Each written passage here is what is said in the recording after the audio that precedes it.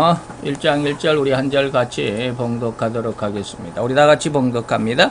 예수 그리스도의 종이요 야고보의 형제인 유다는 부르심을 입은 자 곧 하나님 아버지 안에서 사랑을 얻고 예수 그리스도를 위하여 지키심을 입은 자들에게 편지하노라. 아멘. 자, 오늘 이 말씀으로 우리가 이제 어떻게 보면 지난 시간부터 정식적이었지만 앞에 3시간은 우리의 인간의 모습의 그 심리, 심성, 심령에 대해서, 그리고 우리가 지난 시간에는 이 마지막 말세의 시대에 얼마나 이단적인 내용들이 많은지, 그리고 이단자들이 많은지 우리가 한번 알아보는 그러한 시간을 가졌죠.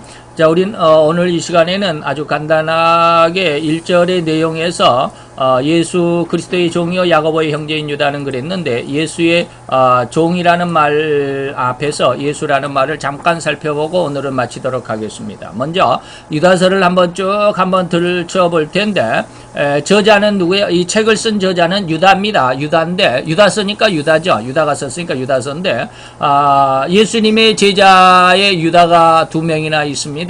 그런데 예수님을 팔아먹은 유다, 그 사람도 있고, 그런데 그 유다가 아니라 이 유다는 예수님의 동생 유다입니다. 사도 유다가 아니라 예수님의 동생입니다.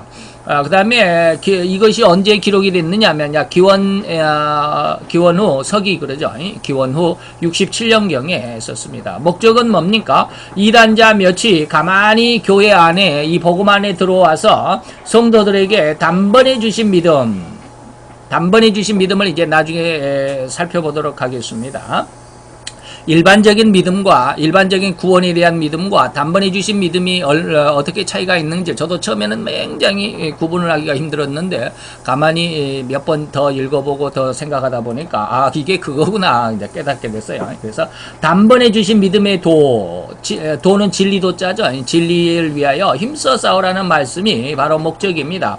즉 정통과 이단을 알고 이단과 싸워서 이기고 자기와 다른 이가 구원에 이르러 하나님께 찬송하려게 하는 뜻이 바로 이다서의 뜻입니다. 그래서 본서는 25절까지 기록인데, 내용을 한번 보면 전체가 정통과 이단에 관한 말씀으로 1절, 2절은 문안이죠.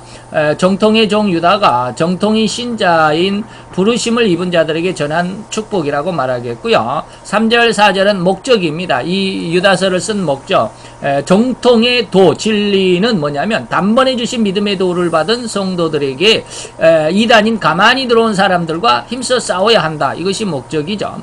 5절에서 이제 19절까지는 중심이고 핵심인데, 본서의 중심인데 정통과 이단에 대한 말씀입니다. 이 중에서 5절로 16절까지는 구약의 단체적인 이단들, 구약의 단체적인 새 이단을 들었습니다. 그리고 단체적인 정통의 표본을 9절에 기록을 했고요. 또 단체가 있으면 개인적으로도 이단이 있습니다. 세 사람을 들었습니다. 나중에 배우겠죠. 11절로 13절까지는 개인적으로 이단의 특성은, 그리고 그 습성은 어떤지를 알게 하셨고, 또 개인적으로 정통의 표본을 14, 5, 6절에 기록을 했습니다. 그리고 이제 17절로 19절 안에는 신약시대의 정통 사도들이 이 마지막 때에 있을 이단에 대해서 경고를 한 부분이 있고요. 20절, 23절은 권면의 말씀입니다. 그런데 또 이제 권면의 말씀이고, 24, 5절 마지막에는 하나님께 영광을 돌리는 일로 끝을 맺는 이렇게 25절 간단한 기록입니다. 문안 안에서 예수 그리스도의 종이요 야고보인 형제는 그랬는데, 오늘은 종이라고 하는 것 속에서 나는 예수의 종이다라고 유다가 자기 자신을 설명을 하는데, 예수에 대해서 예수는 어떠한 존재인가를 한번 말씀을 드리도록 하겠습니다. 제가 예수 그리고 그리스도라는 말을 너무 많이 들여가지고 이 말을 뺄까 하다가 그래도 처음 성경을 배우는 사람들도 있고 할 것이다라고 하는 그러한 생각으로 처음부터 하기로 했습니다. 있습니다. 그래서 본서는 편지체죠. 편지체입니다. 그래서 앞부분은, 첫 부분은 전부 문안으로 되어 있습니다. 그래서 성경이, 신약 성경이 27권이죠. 27권에서 13권 정도가 거의 절반이 편지체니까 여기에서 편지체의 첫 부분은 문안이라고 그랬죠. 그래서 유다서에서 문안을 잘 배우면 나머지 16권에 나오는 문안은 다 통달을 하게 되는 겁니다. 다 똑같은 거니까, 다 문안이니까 다 똑같아요. 그래서 한 권을 이것서 배우면 다 통하게 되어 있습니다. 그래서 27권에서 사복음 외에 23권, 23권이네. 13권이라고 그랬는데. 23권은 거의 문안이죠. 그래서, 문안에는 세 가지가 있습니다. 발신자, 보내는 사람이 누구고, 받는 사람은 누구고, 축복은 어떤 것이다. 이렇게 세 가지 말하죠. 그래서 발신자인 유다가 자기 신분을 예수 그리스도의 종이다라고, 그리고 야고보의 형제다. 그러니까, 유다가 사도가 아니라고 하는 것은 뭐냐면 야고보의 형제다라고 그랬죠. 야고보의 동생이다 이 말이에요. 그러니까 야고보의 동생은 예수님의 동생 중에서 야고보가 있고 유다가 있고 시몬이 있고 그러거든요. 야고보, 유다, 시몬 그리고 예수님. 그래서 네 명의 아들들이 마리아가 네 명의 아들들을 낳습니다. 자, 그래서 바로 그 야고보의 형제다라고 하는 것은 사도가 아니죠. 사도가 아니라는 것을 밝히기 위해서 야고보의 형제다라고 이렇게 말합니다.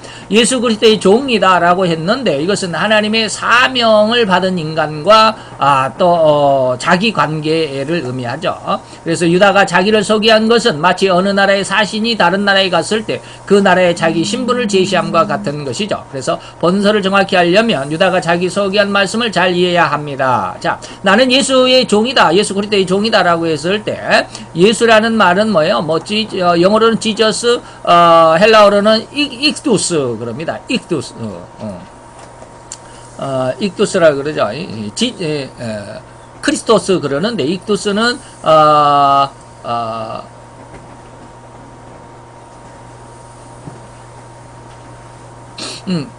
이거는 예수스네. 예수스. 이건 뭐 죄송합니다. 익두스라고 읽어가지고 헬라 그래서 어떻게 이상하다 했더니 죄송합니다. 이거 예수스입니다. 예수스 예수라고 말하죠. 나는 익두스.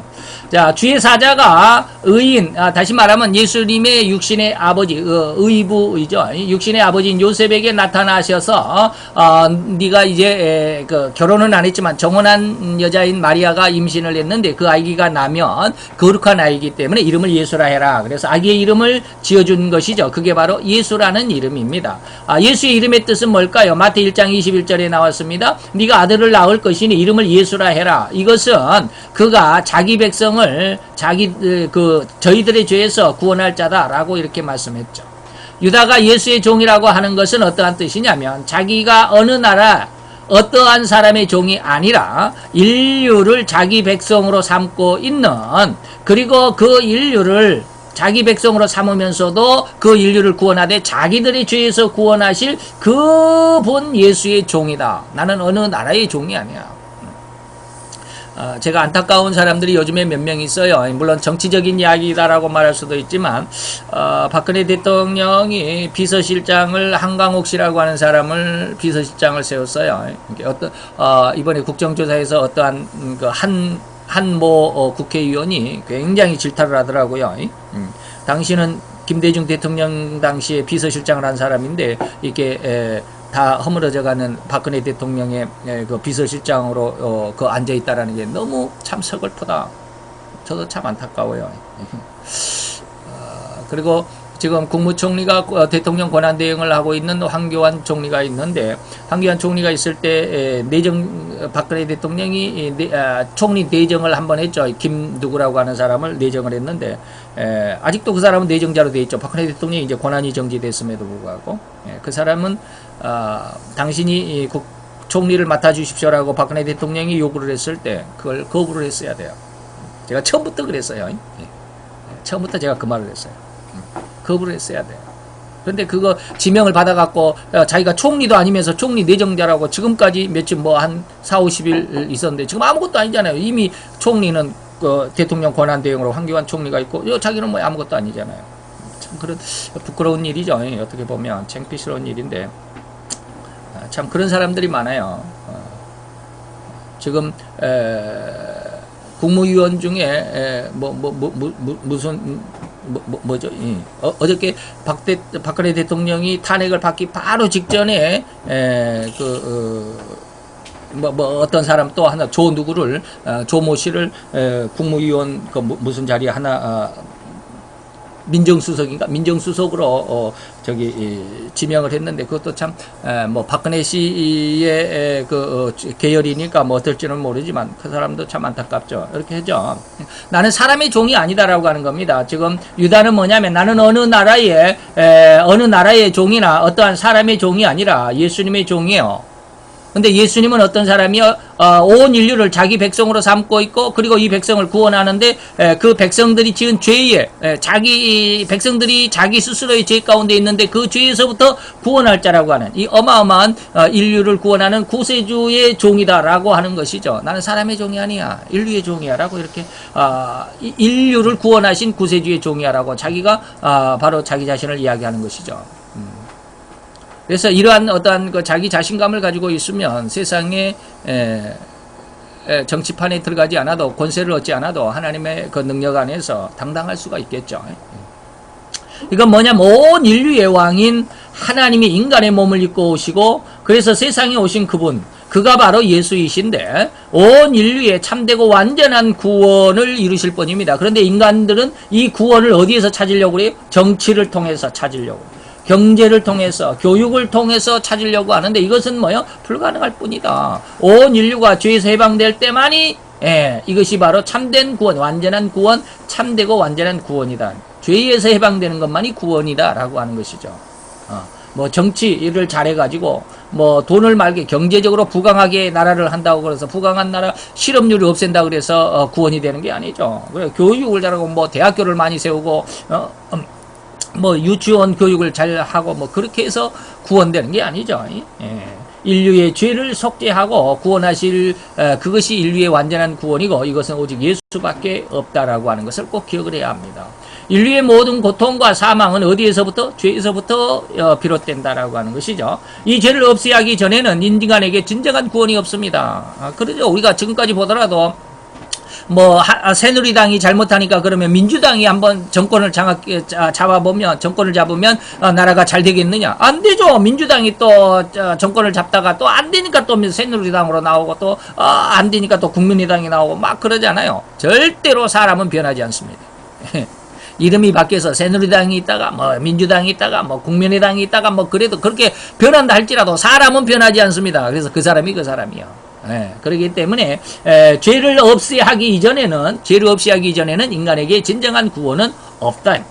그래서 죄를 없애려고 인간의 몸을 입고 세상에 들어오신 분이 예수시고요. 그가 인류를 구원하실 그 이름이다 라고 하는 것이죠.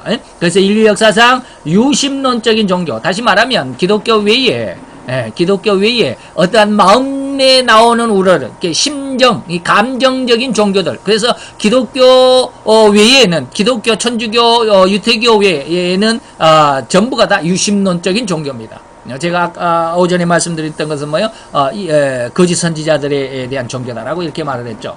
마음적인 거, 불교도 어떤 철학적인 것이잖아요. 종교라기보다는 철학이죠. 그리고 유교는 더더욱 철학이잖아요. 더더욱 철학이에요. 이런 것을 보면 그런 것들을 유심론적 마음에서 우러나는 어떠한 마음적 심미적인 어떠한 철학적인 이러한 종교들이다. 이러한 유심론적인 종교에서 볼 때 인간의 복을 말할 때는 죄를 절대로 다루지 않죠. 다루지 않는 종교가 없어요. 죄를 다루지 않는 종교는 하나도 없습니다. 유심론적 종교에서도 죄를 다룬다 이 말이죠. 모두 그 깨달은 정도에서 죄의 문제를 말하고 있습니다. 그러나 하나님께서는 뭐라 그래요? 죄의 삭은 사망이라고 하셨죠. 또 이러므로 한 사람이 로마서 5장 12절에는 한 사람으로 말미암아 죄가 세상으로 들어왔다. 아담이 한 사람이 죄를 지음으로 온 인류가 다 죄인이 됐다. 아니 아담하고 나하고 무슨 상관이 있는데? 아담하고 나하고 6천년의 거의 6천년의 시간이 5천년의 시간이 지났는데 나하고 무슨 상관이야? 라고 이렇게 말할지 모르지만 이건 대표성이라고 그랬습니다. 대표성입니다. 다시 말하면 아빠가 정부하고 의료보험의 그 계약을 합니다. 그런데 그 의료보험의 계약은 뭐예요? 아들도 혜택을 받죠. 딸도 혜택을 받습니다. 딸이나 아들이 직접 나라의 그 의료보험공단에 가서 계약을 맺지 않습니다. 나 의료보험 혜택 주세요라고 이렇게 계약 맺지 않습니다. 아빠만 혼자만 해. 그리고 아빠가 어떻게 해가지고 의료보험의 자격이 상실되면 아들과 딸도 전부 다 자격이 상실됩니다. 그래서 의료보험의 혜택을 못 받습니다. 이게 대표성이죠. 그래요. 그래서 인류의 아담 한 사람 아담으로 말미암아 죄가 세상에 들어왔으니까 모든 인류는 다 죄인이다. 그 죄로 말미암아 인간에게는 사망이 왔고 이로 말미암아 모든 사람이 죄를 지었다. 그래서 사망이 모든 사람에게 이르러서 단 한 사람도 죽지 않은 사람이 없다. 이와 같이 죄의 삭은 사망이기 때문에 죄를 지은 자는 다 죽어야만 합니다. 죄값은 뭐라고? 사망이기 때문에 그렇습니다. 그 죽을 죄인이 살려면 다른 생명 하나가 대신 죽어야 구원이 되는 것입니다. 생명은 하나이기 때문에 이 생명이 살려면 다른 생명이 죄의 삭은 사망이니까 그 생명이 죽어야 되는데 내가 아닌 다른 사람이 나를 대신해서 죽어주면 나는 살아날 수 있다 이 말이에요. 그런데 나를 대신해서 죽어준 그 사람도 죽는 것은 뭐요? 죄의 삭시이기 때문에 그 사람이 죽는 것은 그 사람의 죄 때문에 죽는 거예요. 그러니까 나를 위해서 죽어줄 수가 없어 인류는. 그렇죠. 자, 하나님은 히브리서 9장 11절에 뭐라 그랬느냐면 피 흘림이 다시 말해 죽음이 없으면 사함도 없다라고. 피 흘림이라고 하는 것은 뭐예요? 죽음이죠. 죽는 거예요. 죽지 않으면 용서함이 없다. 피 흘림이 죽어야만 합니다. 한 사람이 죽어야만 한다는 말입니다. 이게 말을 제가 조금 고쳤더니 이름 오타가 제일 많네. 한 사람이 죽어야 한다라는 말입니다. 그리하여 하나님은 아담이 범죄한 때로부터 예수님의 때까지 짐승을 죽여서 그러니까 예수님 오기 전까지죠. 예수님의 때까지는 뭐냐면 짐승을 죽여서 피제사로 드렸습니다. 피 흘린 제사로 속죄의 의미를 한 4,000년 정도를 계몽을 시켰죠.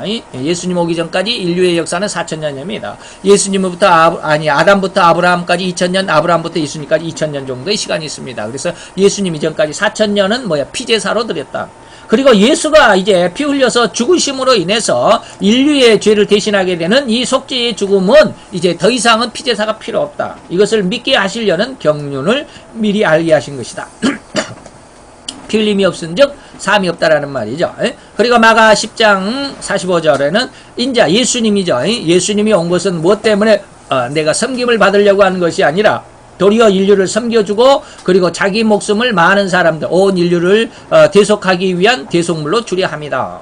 그리고 그가 잡히시기 직전에서 만찬석상에서도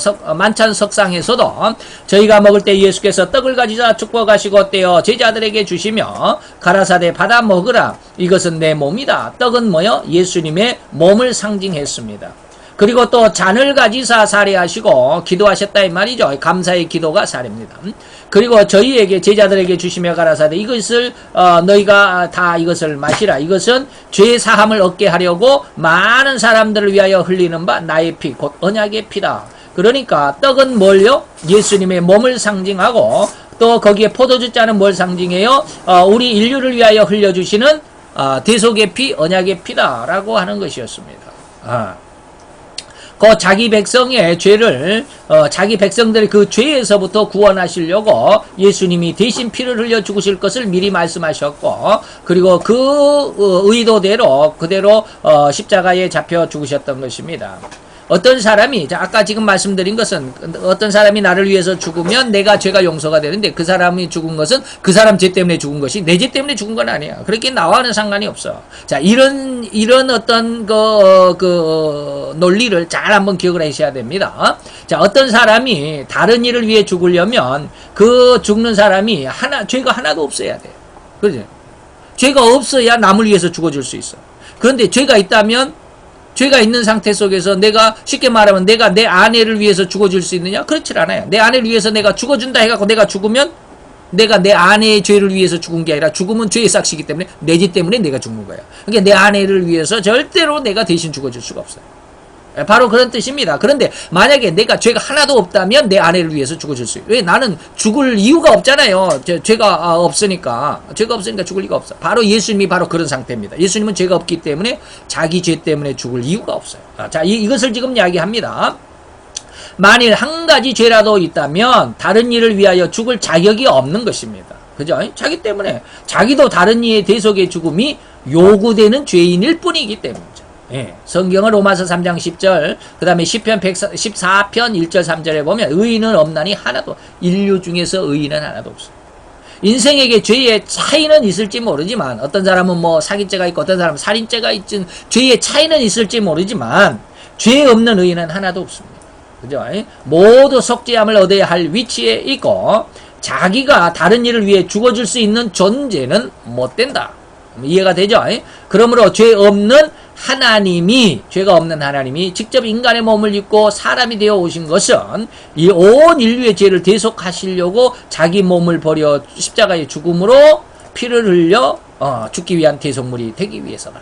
그래서 베드로 사도는 이러한 구속을 뭐라고 그랬느냐 하면, 오직 흠이 없고 점이 없는 어린 양 같은 그리스도의 보배로운 피로 우리를 구원하셨다라고 이렇게 이야기하죠. 그 다음에 2장에 넘어가서는, 저는 죄를 범치 아니하셨고 그 입에는 더러운 말이나 속임이나 거짓말이나 뭐 이러한 사기성이 없다. 괴사가 없다. 그래, 너무 깨끗하고 청결한 거룩하신 분이다라는 것이죠. 그리고 24절에 넘어가서는, 그러한 자기는 죄를 범치 않고 흠이 없고 점이 없는 자이지만 친히 나무에 달려서 그 몸으로 우리 죄를 담당하셨다라고 이렇게 고백하고 있습니다.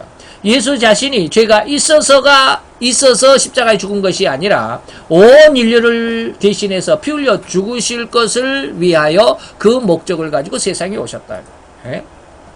속죄의 죽으심은, 그래서 예수님의 이러한 대속의 십자가의 죽음은 갑자기 일어난 게 아니야. 각중이란 말은 그냥 갑자기 어느 날 이거 뭐야 할 정도로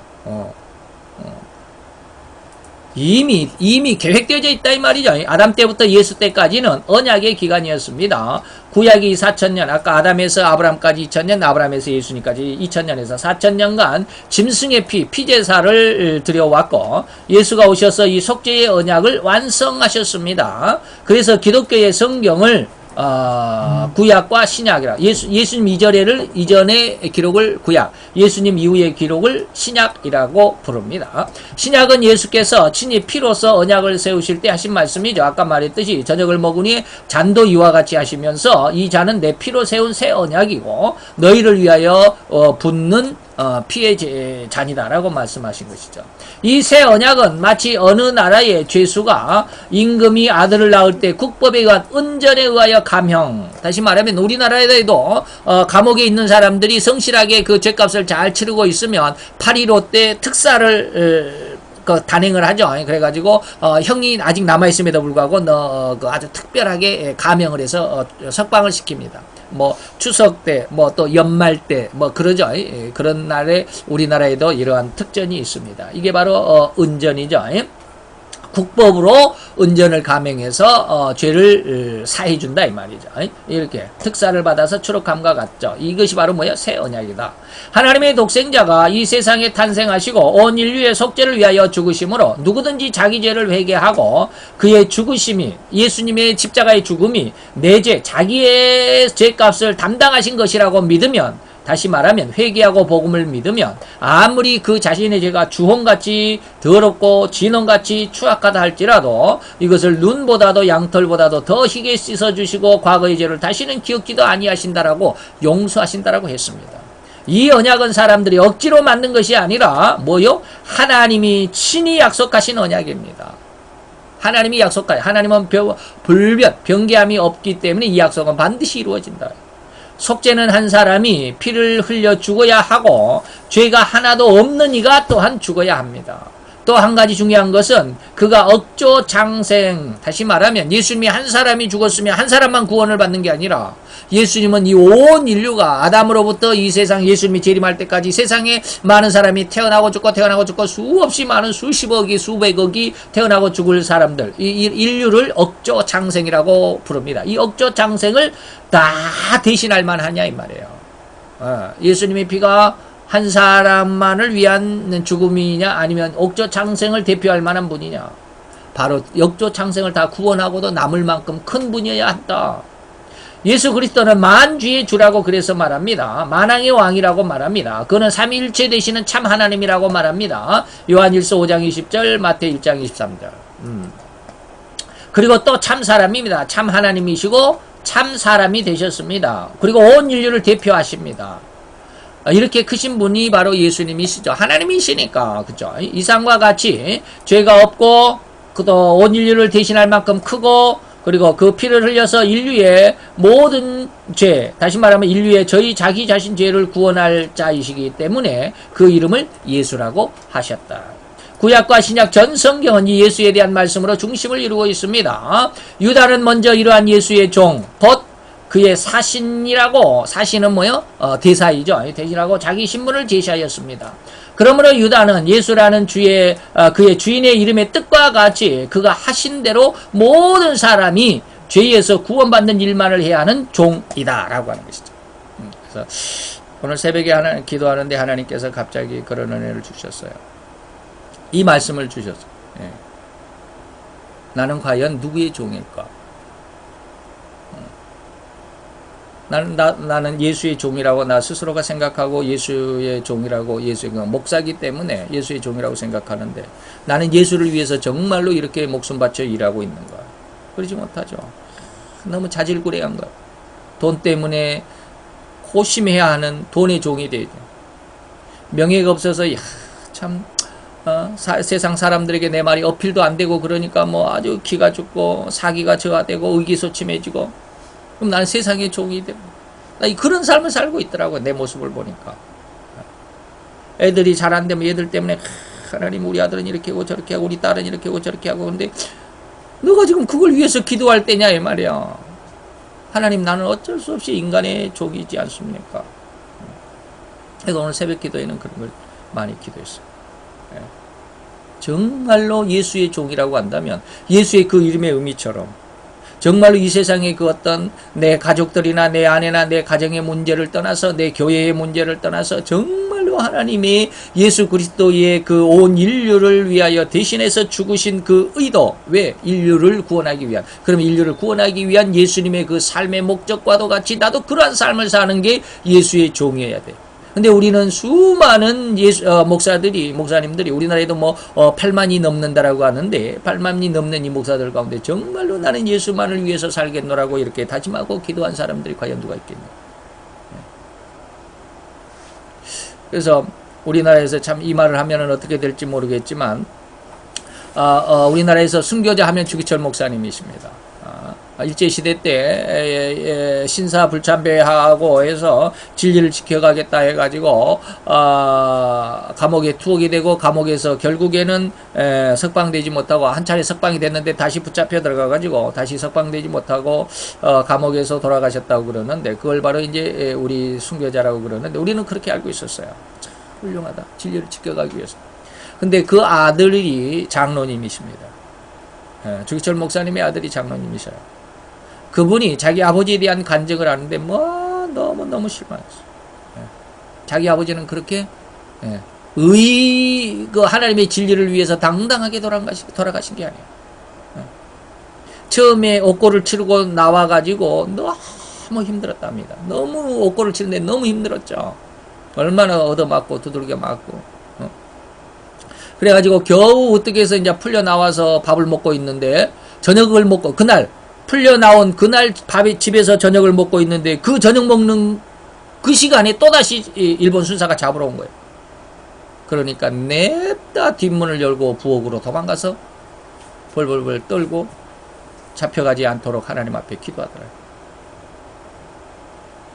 좀 안타깝고 인간의 모습이기는 하지만 이제까지 우리가 매스컴을 통해서 알고 있는 그런 어떤 아름다운 순교자의 모습과는 좀 다르더라고요.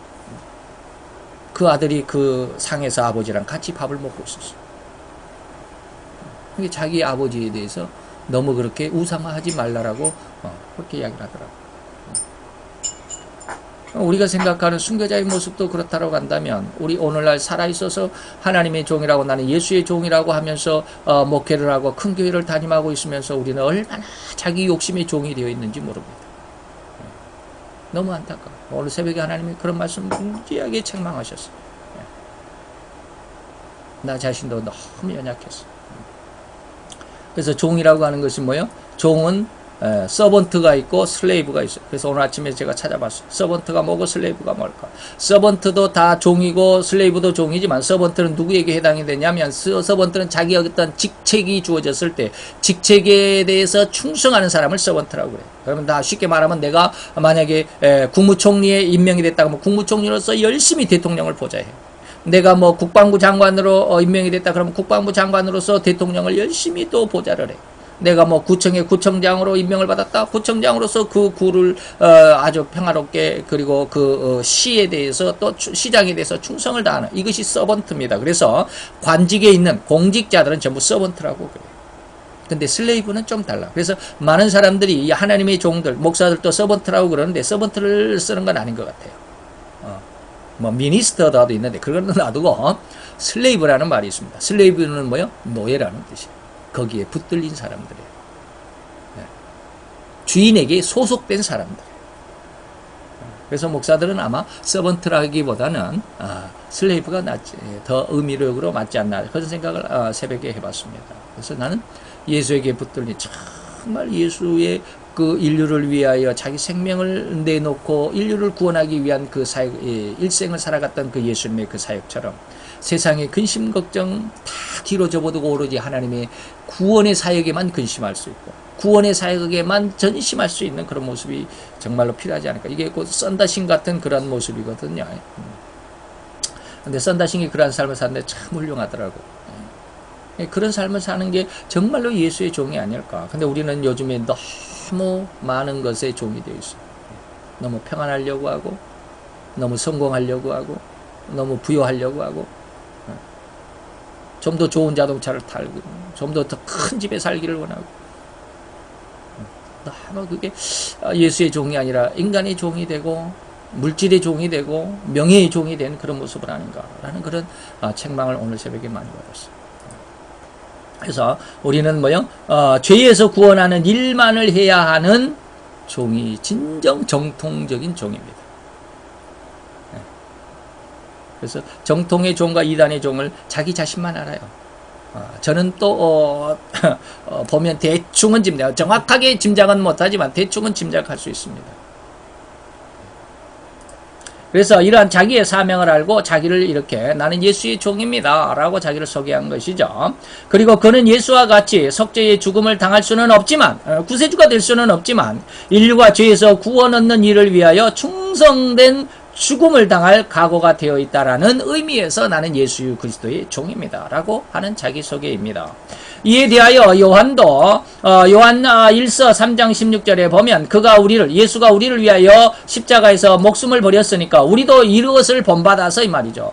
우리가 예수가 나를 위하여 십자가에 죽으신 그 마음, 그 사랑을 우리도 깨닫고 우리도 우리 형제들을 위하여 목숨을 버리는 것이 마땅합니다. 이게 예수의 종의 정통적인 종의 삶의 모습입니다. 이것이 바로 예수께 속한 종, 예수의 길을 따르는 종이 되는 것입니다. 그래서 오늘은 왠지 하나님께서 이런 설교를 하라고 그러셨는지, 오늘 종에 대해서 많이 하나님께서 말씀하셨어요. 그래서 나도 아직은 어쩔 수 없이 돈의 종이고 명예의 종이고 세상 평안히 살고 싶어하는 세상의 종이구나 라는 그런 안타까운 마음을 많이 가졌습니다. 그래서 정통적인 종의 모습에 대해서 유다를 통해서 잘 한번 오늘 1절 안에서 정통적인 종의 모습, 정통적인 신앙인의 모습이 아니라 종의 모습을 잘 한번 앞으로 더 몇 시간을 더 한번 생각해보고 공부하도록 하겠습니다. 기도합시다. 할렐루야. 주님 여호와여, 주께 감사를 드리나이다. 주의 영광 앞에서 아름답고 귀한 저들, 아버지의 세상에 살아갈 때 다 내 생각과 내 뜻대로만 살아가고 내 주관대로만 살아가는 그러한 입장이 온데, 아버지 하나님, 오늘 이 시간 다시 한번 아버지의 정통적인 삶이 무엇이고 이단적인 삶이 무엇인가를 공부하며 생각해 보아야 할 이 귀한 시간 위에 주님 함께 하셔서 아버지, 우리로 말미암아 어떠한 삶을 살아갈지 결심할 수 있고 하나님의 진리의 정통적인 삶이 무엇인지를 깨달을 수 있는 지혜와 명철과 총기와 총명으로 충만케 하는 시간이 되게 도와 주시옵소서. 오늘도 주님의 귀한 사랑으로 함께 하신 줄로 믿고 예수 그리스도의 이름으로 감사와 기도드려 싸움나이다. 아멘.